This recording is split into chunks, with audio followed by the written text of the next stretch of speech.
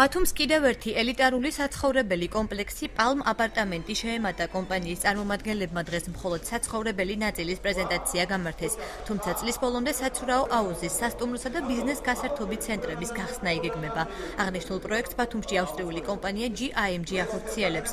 იგი 14 სართულიან თანამედროვე არქიტექტურის მქონე სასტუმროს, გასართობ ცენტრსა და საცხოვრებელ კომპლექსს აერთიანებს, რომელიც 11,495 კვადრატულ მეტრზეა განთავსებული. ამ დროისათვის კომპანიამ უკვე 63 მილიონი დოლარის ინვესტირება მოახდინა.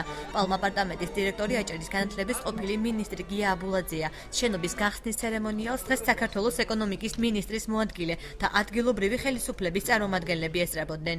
დღეს გაიმართა Grand Hotel Kempinski Batumi Black-ის პირველი რიგის ეტაპის პრეზენტაცია, ეგრეთ წოდებული პალმა აპარტამენტების პირველი რიგი. მეორე რიგის გახსნა გაიმართება ამ წლის ბოლომდე, რომელიც გაცილებით უფრო მეტია, გაცილებით უფრო დიდია და შემდეგ უკვე ჩვენი გეგმის მიხედვით მთელი კომპლექსი ესე ეტაპობრივად დამთავრდება. პროექტი დაწყებული არის 2008 წელს. შესაბამისად, დღემდე პროექტში განხორციელებული ინვესტიცია არის 63 მილიონი.